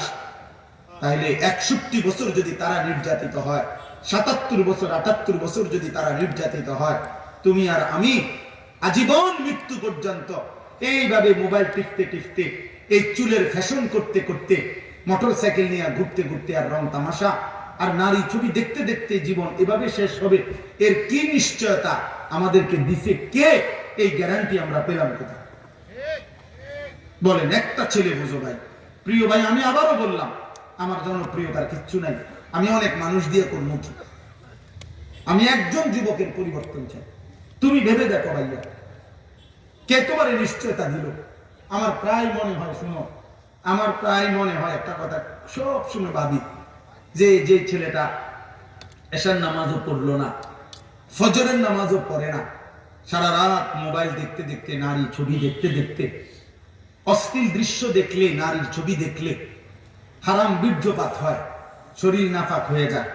তো এই বীর্যপাতের পরে শরীর তো নাফাক, নাফরমান তো এশার নামাজও পড়ে নাই, ফজরের নামাজও পড়ে নাই, এইভাবে যে ঘুমায় রইল ছবি দেখতে দেখতে, নারী দেখতে দেখতে। প্রিয় বন্ধু, ইনসাফের সাথে ভাইবা দেখো, এই ঘুম যদি আর না ভাঙে, আর যদি ভোর না হয়, এই অবস্থায় যদি কোনো এক অদৃশ্য বোমার আঘাতে যদি তুমি উড়ে যাও, তো তোমার মৃত্যু কি অবস্থায় হইল? সেজদাবিহীন এক নাপাক, এক অপবিত্র। আহা, আয় কারীম, আপনি মাফ করে দেন। এই জন্য ভাইয়া আমার, বন্ধু আমার, ফিরতেই হবে আমাদেরকে আগামী দিনের জন্য প্রস্তুতি নিতেই হবে। মনে রাখেন, আগামীর যুদ্ধ সারা পৃথিবী ব্যাপী ঈমান আর কুফরের যুদ্ধ। এটাই সত্য, এটাই হবে, এটাই হবে। সারা পৃথিবীতে মুসলমান আর কাফের, মাহদী এবং দাজ্জাল এর যুদ্ধই হবে। আপনারা শুনে, আপনারা প্রয়োজনে খবর নেন, বুঝতে শিখেন, পড়ে দেখেন, আমার কাছ থেকে নয়, তথ্য নিয়ে। এই ইসরায়েল, এই ইহুদিরা, তারা যে আজকে যেখানে বসতি করছে অন্যায়ভাবে, কসম আল্লাহ, এরা শুধু ফিলিস্তিনের সীমানা যেটুকু বাকি আছে এটুকু দখল করার জন্য যুদ্ধ করছে। রব্বে কাবার কসম, এই বেঈমানদের পরিকল্পনা হলো যে গোটা আরব বিশ্ব মুসলমানদেরকে হত্যা করে, ধ্বংস করে, গ্রেট ইসরায়েল মানে একটি মহারাষ্ট্র ইসরায়েলের গঠন করা। এই জন্য তারা অপেক্ষায় আছে, এই দাজ্জাল যে বের হবে, একে এই ইহুদিরা সরাসরি, কসম, এরা তাকে খোদা মনে করে। আল্লাহ নবী সাল্লাল্লাহু আলাইহি সাল্লাম পরিষ্কার হাদিসে বলছে, আমি নিজ চোখে পড়ছি, নবীজি বলছে, দাজ্জাল যখন বের হবে, দাজ্জালের সাথে 24 ঘন্টা 70,000 ইহুদি তার সাথে থাকবে। মাহু 70,000 মিন ইহুদি থাকবে, 70,000 তার সাথে থাকবে। এই জন্য ইহুদিরা অপেক্ষা করতেছে। এই থার্ড টেম্পল বলেন, মসজিদে আকসার জায়গাটা তারা কেন দখল থেকে ছাড়তে চায় না? মূল কারণ হলো তাদের বিশ্বাস এই দাজ্জাল এখানে প্রকাশিত হবে এবং এখান থেকে ইহুদিরা দাজ্জালকে সাথে নিয়ে সারা পৃথিবীতে তাদের ইহুদি রাজত্ব প্রতিষ্ঠিত করবে।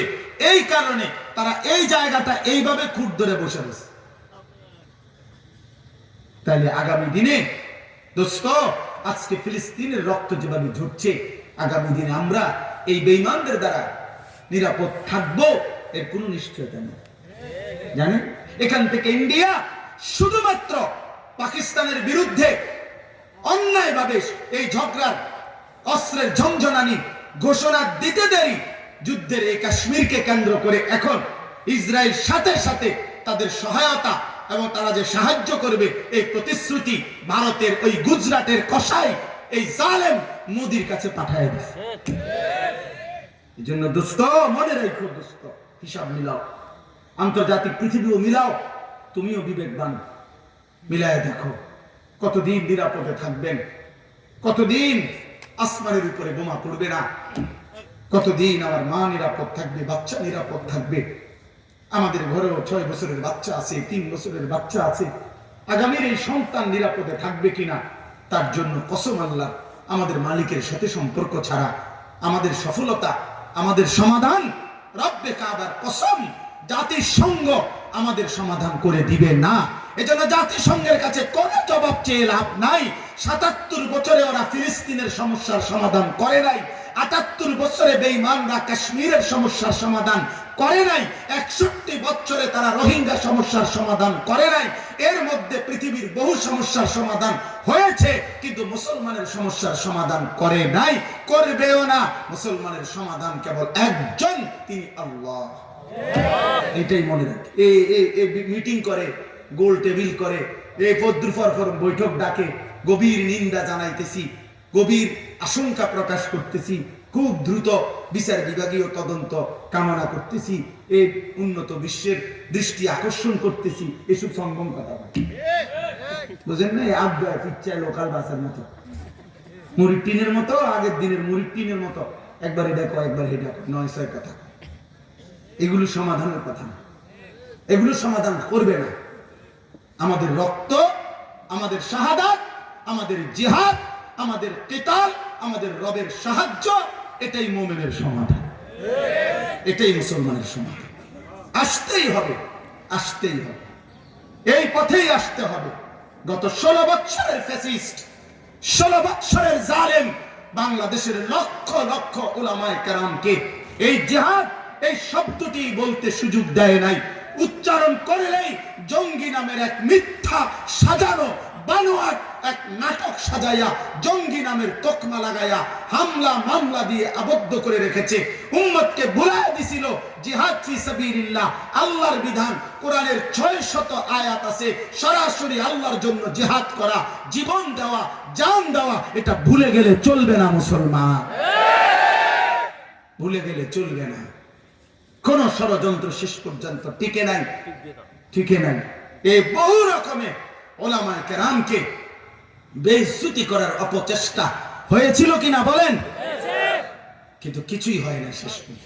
আজ আলেমরাও আছে, কওমি মাদ্রাসাও আছে, উলামায়ে কেরামও আছে। আজকে মামুনুল হক জায়গা মতো আছে, কিন্তু ফ্যাসিস্ট ভাইটা গেছে, জালেম ভেগে গেছে, পলাইছে। এজন্য উলামায়ে কেরাম থাকবে জমিনে, ইসলাম এই জমিনে থাকবে ইনশাআল্লাহ, কোরআন এই জমিনে থাকবে ইনশাআল্লাহ। মনে রাখো, এজন্য হতাশ হইও না যুবক। শুধু দেখো, শুধু তোমারে নেয় কিনা আল্লাহ, ইসলামের জন্য, দ্বীনের জন্য, আল্লাহর কালেমার জন্য আমারে নিল কিনা আল্লাহ, শুধু এটা দোয়া করো, তোমারে নিবে কিনা। এজন্য চরিত্রহীন যুবক তোমারে নিবে না মালিক। তুমি ফিরে আসো, তুমি আল্লাহর দিকে ফিরো, তুমি সেজদা করো, তুমি রবের কাছে ফিরো। আল্লাহ তাআলা আমাদেরকে বুঝ দান করেন, আল্লাহ আমাদেরকে ঈমান দান করেন, আল্লাহ তাআলা আমাদেরকে তাকওয়া দান করেন। বাবারা, আপনারা চেষ্টা করেন আপনাদের স্ত্রী সন্তানের নামাজের প্রতি, হালাল হারামের প্রতি আখিরাতের ফিকির করেন, নিজেরাও ফিকির করেন। যুবক ভাই, তোমাদের কাছে হাত জোড় করে আবেদন, দোস্ত আমার, বারবার আসা সম্ভব না ভাইয়া। আমি গত 2 দিন, আজকে মঙ্গলবার বুধবার ছিলাম উত্তরবঙ্গ, 2 দিনে আমি 4টা জেলা সফর করছি। কুড়িগ্রাম, লালমনিরহাট, গাইবান্ধা, দিনাজপুর। প্রিয় ভাই, আমি প্রকাশ্যে নিজ চোখে দেখে আসছি। গেছিলাম এই উদ্দেশ্যে। ওইখানে এলাকাকে এলাকা, আমাদের বাংলাদেশে উত্তরবঙ্গে প্রকাশ্য দিবালোকে মুসলমানদেরকে খ্রিস্টান বানাচ্ছে। অসমান্য এক দিনাজপুর জেলা, একটি জেলা 793টা গির্জা আছে এক জেলা। আমি নিজ চোখে দেখছি, মাওলানা, নিজ চোখে দেখছি। একেবারে কুড়িগ্রাম ফুলবাড়ি থানা চর গোরখমন্ডল গ্রাম, যেখানে প্রথম গেছি মঙ্গলবার। 7 বৎসর এই মুসলমান, এই লোকটা 7 বৎসর একটি মসজিদের জুম্মার খতিব ছিল, জুমার নামাজ পড়াইতো এই হুজুর। এই মুসলমান প্রকাশ্যে খ্রিস্টান ধর্ম গ্রহণ করে এখন খ্রিস্টানদের টিচার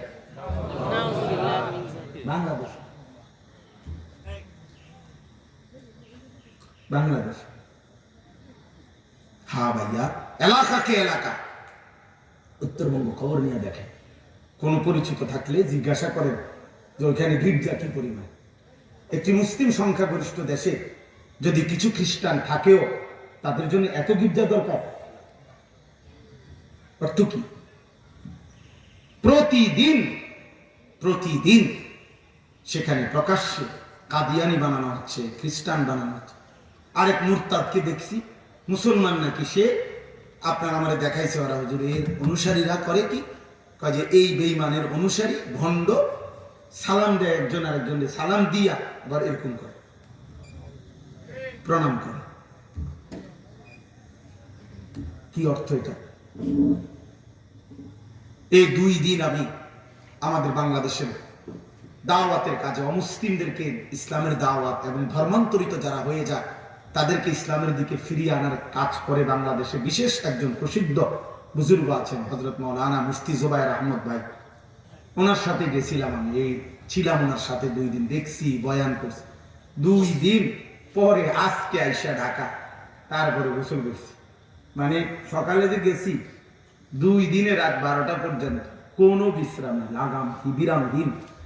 কোথাও ছোট ছোট ক্যাম্পেইন করে করে বয়ান করছি, কোথাও 10 জন, 50 জন, 500 জন, 100 জন, আর কোথাও এই দেখছি, ঘুরে চেষ্টা করছি, বলতে চেষ্টা করি।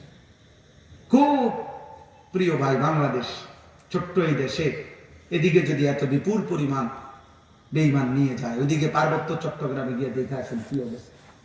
রাঙ্গামাটি, খাগড়াছড়ি, বান্দরবনের অবস্থা গিয়ে খবর নেন। প্রতিদিন সেখানে মারামারি হয়, প্রতিদিন সেখানে আপনার খ্রিস্ট ধর্ম প্রচার হইতেছে। তাহলে ছোট্ট বাংলাদেশের 2 সাইড যদি এরকম হয়, তো মাঝখানের হালাত, আমরা দেশটা আছেই করি। এই জন্য অনেক দিনই কাজ করা দরকার, অনেক কাজ করা দরকার। আমার নওজোয়ান ভাই, প্রত্যেকের কাছে অনুরোধ, যার কলিজার ভিতরে আল্লাহর ভালোবাসা মহব্বত আসে, ওলামায়ে কেরাম নিজে নিজে করতে নাই। নিজে নিজে পণ্ডিতি করলে আবার হয় না। নিজে নিজে কেউ পণ্ডিতি না করা, ওলামায়ে কেরামের সাথে মশওয়ারা নিয়ে দ্বীনি কাজে আমরা প্রত্যেকেই অংশগ্রহণ করা দরকার।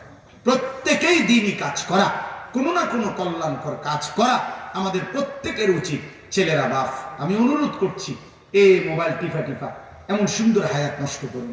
প্রয়োজনে মাড়ি কাটো, তো দেখবা 10 শতক জমির মাড়ি কাটতে পারবে। প্রয়োজনে মুড়ি বেচ, সিরা বাজো প্রয়োজন।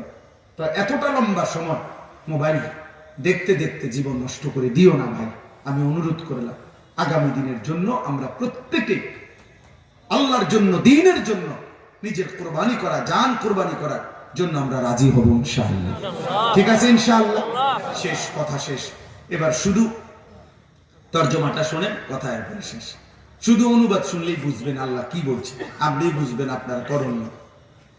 5 নম্বর পারা, 4 নম্বর সূরা, সূরা নিসা। এই সূরার 6টি আয়াত আমি পড়ছি, 71 থেকে 76। আল্লাহ তাআলা কি বলতেছে শুনেন, শুধু অনুবাদ বলেই শেষ করে দেব। ইয়া আইয়ুহাল্লাযীনা আমানু, হে ঈমানদারগণ, হে মুমিনগণ। তাহলে এই যে ডাক দিবেন জাগরে, এর বাদ পড়ছেন কে? যে আতদন্ত, মানে বুঝেন না আমার কথা? কেউ বাদ পড়ছেন? তাহলে আমরা সবাই, ঠিক কিনা বলেন না? ইয়া আইয়ুহাল্লাযীনা আমানু, হে ঈমানদারগণ, খুযু হিযরাকুম, তোমরা দুশমনের মোকাবেলায় তোমাদের যুদ্ধের সরঞ্জাম, তোমাদের আসবাব, তোমাদের উপকরণ গ্রহণ করো, প্রস্তুতি নাও। ফানফিরু, অতঃপর যুদ্ধে বেরিয়ে পড়ো। সুবাতিন, অল্প কিছু সংখ্যক, ভিন্ন ভিন্ন ক্ষুদ্র ক্ষুদ্র দলে। আবিন ফিরু জামিআ, অথবা সকলে মিলে সম্মিলিত। কিন্তু যুদ্ধের জন্য, সরাসরি জিহাদের জন্য, আল্লাহর দ্বীনের জন্য জান কোরবানি করার জন্য, ইসলামের জন্য নিজেকে বিলিয়ে দেওয়ার জন্য তোমার প্রস্তুতি গ্রহণ করো, এবং ক্ষুদ্র দলে আর বৃহৎ দলে আল্লাহর জন্য বেরিয়ে পড়ো। আল্লাহ তাআলা প্রত্যেকটা মুমিনের প্রতি আদেশ করেছে। অতএব আল্লাহর জন্য জীবন বিলিয়ে দেওয়ার স্বপ্ন মুমিনের মধ্যে ইমানের দাবিতেই থাকা উচিত। থাকা উচিত কিনা বলেন? কিন্তু বিচ্ছিন্ন না, কোনোভাবেই বিচ্ছিন্ন কোনোভাবে না। ইসলাম কখনোই কারো আদালত, কারো ঘর, কারো বাড়ি, কোনো জনবসতির মহল্লা, নারী পুরুষ বৃদ্ধ যেখানে আছে এমন কোন জায়গা আমি উড়াইয়া দাও, বোমা মাইরা সিরালাও, এটা ইসলাম বলে নাই। এটা ওলামায়ে কেরাম করেও নাই, এটা ওলামায়ে কেরামের সমর্থন নাইও। এগুলো যা করাইছে এগুলো সবকিছু ছিল জঙ্গি নামের নাটক। কথা বুঝেন নাই? এগুলো হইল মূলত নাটক, এগুলো ধোঁকা। এই জন্য আল্লাহ তাআলা বলেন, তোমরা ঈমানদার, তোমরা তোমাদের প্রস্তুতি যুদ্ধের জন্য, মানসিক শারীরিক তোমাদের সক্ষমতা তোমরা গ্রহণ করো। ওয়া ইন্না মিনকুম লামান লায়ুবাত্তিআন্না, আল্লাহ বলেন তোমাদের মধ্য থেকে কিছু মানুষ থাকবে এমন, যারা এই যুদ্ধে আল্লাহর জন্য জীবন বিলিয়ে দিতে, বের হতে তারা দেরি করবে, বিলম্ব করবে, গরিমসি করবে। আল্লাহ বলেন এই দ্বিমুখী গরিমসি যেগুলো করে, ফাঁকিবাজ, এগো আচরণ কেমন? ফাইন আসাবাতকুম মুসিবাতুন, যে সমস্ত ঈমানদার আল্লাহর জন্য বের হয়েছে, আল্লাহর দ্বীনের জন্য, যুদ্ধের জন্য, প্রতিবাদের জন্য, দ্বীনকে বিজয়ী করার জন্য বের হয়েছে, আল্লাহ বলেন তাদের উপরে যখন কোনো মুসিবত আসে, তখন এই গরিমসি করছে যারা, এই অলস গাফেল গুলো, তারা বলে ক্বালা কাদ আনআমা আল্লাহু আলাইয়া ইদ লাম আকুন মাআহুম শাহীদা, আল্লাহ আমার উপরে দয়া করছে, আমি তার লগে আছিলাম। বুঝেন না? আমি তার লগে আছিলাম। ওই যে আমরা গ্রাম দেশে কয় যে আল্লাহ কোন বেটা বলছে আর কি, যে আল্লাহ ইমানের ইমান রক্ষা করে। কি হইছে? আমার আব্বারে দেখছি বাজারে জুতা দিয়ে ফিরে, আমি ইজ্জত নিয়ে আই আনছি, আমি ছাড়ে দিয়ে আসা বসছি, আল্লাহ ইমানের ইমান রক্ষা করছে, তার মান আল্লাহ রক্ষা করছে। তোর বাপেরে মারে, তুই আইলাইছ, এটা ইজ্জত। তো এটা আর কি। তো এই জন্য আল্লাহ তাআলা বলেন, এই বিলম্বকারী মুনাফিক চরিত্রের মানুষ মুমিনের মুসিবত আসলে বলে আমি তাদের সাথে ছিলাম না, আল্লাহ আমার উপরে দয়া করছে। ওয়ালা ইন আসাবাকুম ফাদলুম মিনাল্লাহ, আর যখন তাদের উপরে, মুমিনের উপরে বিজয় আসে, যুদ্ধে সফলতা আসে, আল্লাহর দয়া হয়, তখন কাআন্নাম তাকুন লা ইয়াকুলান্না কাআন্নাম তাকুন বাইনাকুম ওয়া বাইনাহু মাওয়াদ্দাতুন, যেন তারা আগে শুনেই নাই, মুমিনদের সাথে যেন কোনো সম্পর্কই এই ব্যাপারে ছিল না, কথাবার্তাই হয় নাই, এমন একটা ভাব নিয়া তখন এই মুনাফিক চরিত্রের মানুষ বলে, ইয়া লাইতানি কুনতু মাআহুম ফাআফুজা ফাওজান আযীমা, হায় আমিও যদি তোমাদের সাথে থাকতাম তাহলে তো আজকে আমিও সফলতা পেতাম। তাহলে এমনটা না হওয়া, বরং সর্বাবস্থা, সুখে কিংবা দুঃখে, আমি ঈমানের দাবিতে, আল্লাহর দ্বীনের জন্য আমি সর্বদাই প্রস্তুত। ঠিক কিনা বলেন না? সর্বদাই প্রস্তুত কিনা বলেন? ইনশাআল্লাহ। আল্লাহ তাআলা বলেন, এবার আল্লাহ বলেন, ফালিয়ুকাতিল ফি সাবিলিল্লাহিল্লাযীনা ইয়াশরুনাল হায়াতাদ দুনিয়া বিল আখিরাহ, অতএব তোমরা যারা যারা দুনিয়ার এই ছোট্ট তুচ্ছ জীবনকে আখিরাতের বিনিময়ে বিক্রি করে দিছো, অর্থাৎ দুনিয়ার জীবন ত্যাগ করেছো আখিরাতের আশায়, আল্লাহ বলেন আমি আল্লাহ আদেশ করছি তাদের প্রত্যেকের উচিত আল্লাহর জন্য জিহাদ করা, আল্লাহর পথে। এরপরে আল্লাহ বলেন, ওমান ইউকাতিল ফি সাবিলিল্লাহ ফায়ুকতাল আও ইয়াগলিব, বাহ, এর চাইতে চূড়ান্ত সান্ত্বনা আর কি হইতে পারে? আল্লাহ বলেন, আর শুনে নাও, যে আল্লাহর রাস্তায় যুদ্ধ করবে, যদি সে নিহত হয়, শহীদ হয়, অথবা বিজয়ী হয়, ফায়ুকতাল আও ইয়াগলিব, যদি শহীদ হয় অথবা বিজয়ী হয়, ফাসাউফা নুতিহি আজরান আযীমা, আমি আল্লাহ ওয়াদা দিলাম প্রত্যেককেই আমি আল্লাহ তাআলা সর্বোত্তম বিনিময় জান্নাত দিয়ে দেব। সুবহানাল্লাহ। তাই ফিলিস্তিনের যেই মজলুম আজকে রক্ত দিচ্ছে, তারা ব্যর্থ হচ্ছে না। এই রক্তের উপরেই একদিন বিজয়ের পতাকা উঠবে ইনশাআল্লাহ। ইনশাআল্লাহ মজলুমের চোখের পানিতে একদিন কালেমার পতাকা উঠবে। এবার বন্ধু, আমাদের সবার প্রতি আল্লাহর আদেশ, ওমা লাকুম লা তুকাতিলুনা ফি সাবিলিল্লাহ, হে আমার ঈমানদার বান্দা, তোমাদের কি হলো? তোমরা কেন আল্লাহর রাস্তায় যুদ্ধ করছো না, আল্লাহর জন্য জীবন দিতে চাচ্ছ না? ওয়াল মুস্তাদআফিনা মিনার রিজাল ওয়ান নিসা ওয়াল বিলদান, অথচ অসহায় পুরুষ, নারী এবং শিশুরা, আল্লাযীনা ইয়াকুলুনা, যারা চিৎকার করছে আর বলছে, রব্বানা আখরিজনা মিন হাদিহিল ক্বরিয়াতিজ যালিমি আহলুহা, আয় আল্লাহ আপনি জালেমের এই জমিন থেকে আমাদেরকে বের করে নেন। তা বলেন আজকে মজলুম ফিলিস্তিনের কথা বলছে কিনা?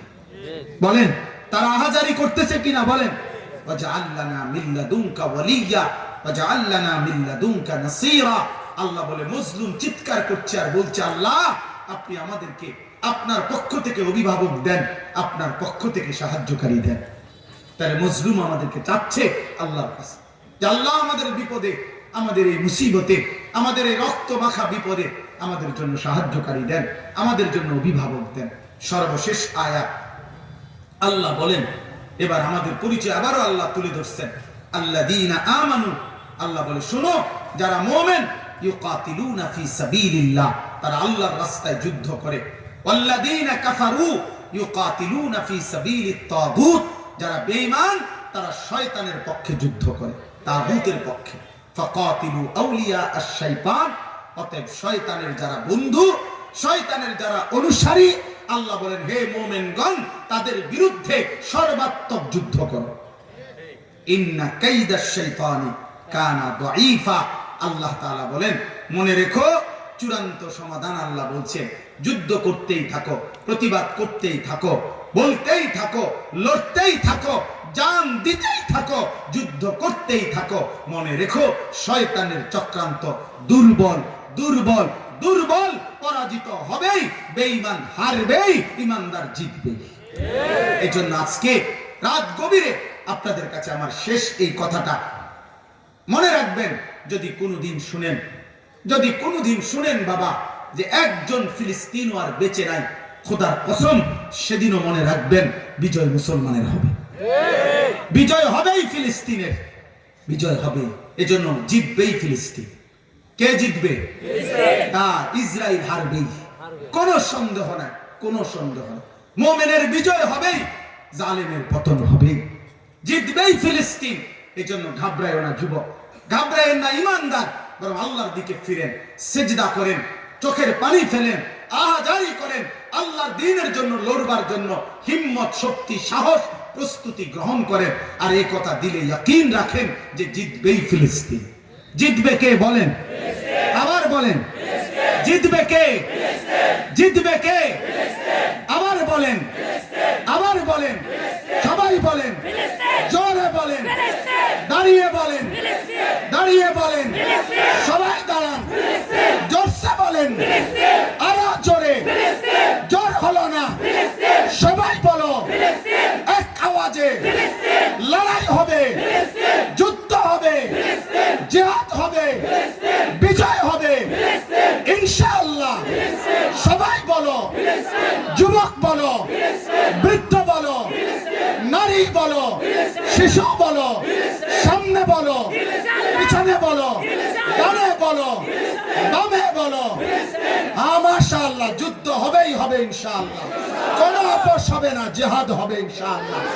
আপোষ না জিহাদ, আপোষ না জিহাদ, আপোষ না জিহাদ, গোলামি না আজাদি, গোলামি না আজাদি, ইসরায়েল না ফিলিস্তিন, ইসরায়েল না ফিলিস্তিন, আমেরিকা না ফিলিস্তিন, দিল্লি না ঢাকা, দিল্লি না ঢাকা,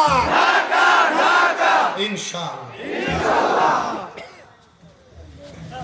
যুদ্ধই হবে ইনশাআল্লাহ, জিহাদি সমাধান ইনশাআল্লাহ। বিজয় আসবেই, বিজয় আসবে। মাটির নিচের এক সুতা জমিন, মাটির নিচে গাজা মুজাহিদ এক সুতা জমিন এখনো ছাড়ে না। হ্যাঁ হ্যাঁ, ইসরায়েলের কুত্তারা ভয় পায় ওই মাটির নিচে যে মুজাহিদ লুকায় আছে। ওরা জানে ওরা বের হবে ইনশাআল্লাহ, মুমিনের বিজয় হবে। আল্লাহ তাআলা আমাদেরকে কবুল করেন। আজকের এই হিলফুল ফুজুল সংগঠন আল্লাহ তাআলা কবুল করেন। আমার বাংলাদেশও আপনাদের কাছে শেষ অনুরোধের কথা হলো, আমাদের এই অন্তর্বর্তী সরকার যার সাথে সবাই সম্পর্ক রাখছে, মিলেমিশে দেশ গঠনের চেষ্টা করতেছে, কিন্তু দুঃখজনক বাস্তবতা হলো অন্তর্বর্তী সরকারের হাতে কতগুলো সংস্কার কমিশন করা হয়েছিল। এই সংস্কার কমিশনের মধ্যে একটা সংস্কার কমিশন নারী সংস্কার কমিশন।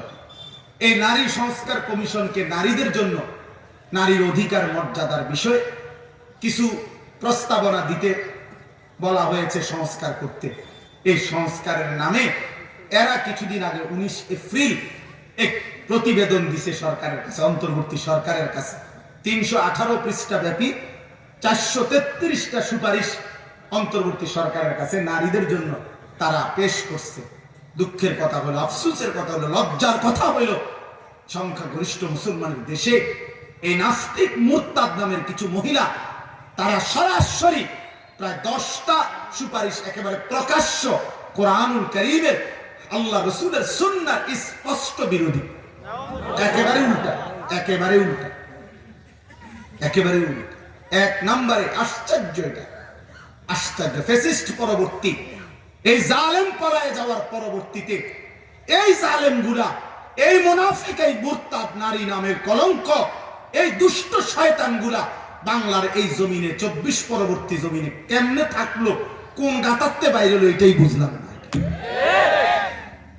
এটা এরা সরাসরি মুরতাদ।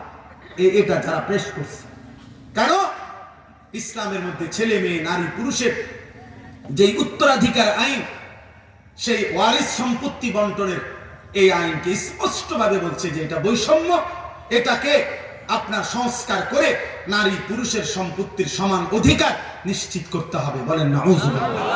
অথচ আল্লাহর কোরআন, আল্লাহর কোরআনের প্রতিটা শব্দের ভিতরে অনুবাদ ছাড়াও তাফসীর আছে, ব্যাখ্যা আছে, হিকমত আছে। তুমি এটা বুঝবা কি? তুমি জিজ্ঞাসা করলে না বুঝতা যে দুই ভাই আরে দুই বোন আর এক ভাই সম্পত্তির মধ্যে এই বন্টন আল্লাহ কেন করলেন, এর কোনো যৌক্তিকতা আছে কিনা, এটা জিজ্ঞাসা করলেই তো হয়। কথা বলেন না কেন? এরা এটা জিজ্ঞাসা করে নাই। এরকম অনেক ছেলে মেয়ে আশ্চর্য প্রস্তাবনা, আপনার ধর্মীয় অনুভূতি, এরপরে নৈতিক অবক্ষয়, এরকম যে সমস্ত শব্দ দ্বারা মানুষের চারিত্রিক অধপতন থেকে ফেরাবার মতো শব্দ, ওরা বলছে এই শব্দগুলো প্রত্যাহার করে নিতে হবে। এগুলো বলা যাবে না, এগুলো বলা যাবে না। ছেলে মেয়ে ধর্মীয় বন্ধনে, ধর্মীয় নিয়ম মেনে বিবাহ বন্ধনে আবদ্ধ না হয়ে যদি একত্রে থাকতে চায়, তাহলে এটাকে রাষ্ট্র সমাজ বাধাগ্রস্ত করতে পারবে না। মানে কুত্তা বিলার মতো যার যেখানে মন চায় উঠতে লাগবে। বুঝেন নাই কথাটা? যে যেখানে মন চায় শুয়ে লাগবে, আর কি কেউ বাধা দেওয়া যাবে না। বলেন আমার সোনার বাংলাদেশে, সংখ্যাগরিষ্ঠ মুসলমানের এই বাংলাদেশে এটা মেনে নেওয়া যায়? সবচেয়ে জঘন্য কথা হলো, শেষ কথা হলো, মানবতার ইতিহাসে পৃথিবীর কোন ধর্ম, কোন মতবাদ, কোন জাতি গোষ্ঠী জীবনে যেই কথা বলে নাই, পৃথিবীর সকল ধর্ম মতবাদে মানবতার যেই কোনো বিবেকবানের কাছে বেশ্যা পতিতা যারা, যেই নারীরা দেহ বিক্রি করে অবৈধ উপার্জন করে, এটা যে একটি ঘৃণ্য কাজ, জঘন্য কাজ, মানবতার ইতিহাসের যেই কোনো মানুষ এটাকে স্বীকার করে যে এটি একটি ঘৃণ্য জঘন্য কাজ, এটাকে ন্যূনতম সমর্থন করে এমন মানুষ পৃথিবীতে আছে? এমন কোন কুকুর বিড়াল তো হইতে পারে না। কিন্তু মানুষ নামের কলঙ্ক এই নারীগণ প্রস্তাব দিছে, এই যৌন কর্মী মানে এই বেশ্যাপতি তাকে রাষ্ট্রীয়ভাবে শ্রমিক হিসাবে, ওয়ার্কার হিসাবে স্বীকৃতি দিতে হবে। এরা শ্রমিক, এরা ওয়ার্কার, এটা তাদের অধিকার, এরা অধিকার। বলেন নাউযুবিল্লাহ। এই জন্য আমার বাপ, আমার ভাই, এটা মেনে নেওয়ার বিষয়? কথা বলেন, এটা ইমানের বিষয়? এটা ইমানের সাথে সাংঘর্ষিক কিনা বলেন? এজন্য আগামী শনিবার সারা বাংলাদেশের ইমান ইসলামের জন্য এবং অন্যায়ের বিরুদ্ধে, বাতিলের বিরুদ্ধে, কোরআন সুন্নাহর যে কোনো বিরোধী কিছু হলে সবার আগে গর্জে ওঠে যে সংগঠন হেফাজতে ইসলাম বাংলাদেশ, আলহামদুলিল্লাহ এই শনিবার দিন ৩ তারিখ ঢাকার সোহরাওয়ার্দী উদ্যানে হেফাজতে ইসলাম বাংলাদেশের উদ্যোগে আপনার মহাসমাবেশ ডাকা হয়েছে। এই নারী সংস্কার কমিশন এবং আরো কিছু ন্যায্য দাবিতে এই সংস্কার কমিশনের এই প্রস্তাবনা, এই প্রতিবেদন ইমানের দাবিতে আমরা মানি না, এটা আমরা মানি। আমার দিদি বলতেছে, আমার সে শুনছে এটা করছে, পয়রা কইতেছে, কয় তাই বেডিরা আমারে জিঙ্গাইছে নি, আমার অধিকারের ব্যাপারে কথা অসভ্য মহিলা বলছে আমার 10 লক্ষ নারী একত্র করে আমরা ইমানদার পর্দানশীল নারী, তারা আমরাও তো এটা দাঁড় করাইতে পারি, কিন্তু আমাদের পর্দার জন্য, দ্বীনের জন্য আমরা এটা করব না। কিন্তু তোমরা জিজ্ঞাসা করে এদেশে গণভোট নেওয়া হোক, এদেশের নারীরা তোমাদের এই বস্তা পচা অর্ধেক চুলওয়ালা পুরুষ না মহিলা এগুলো ঠিক মতো বোঝা যায় না, এরকম কিসিমের নারী তোমরা এদেশের লক্ষ কোটি কোটি পর্দানশীল ইমানদার নারীর প্রতিনিধি হতে পারো না। এই কমিশনের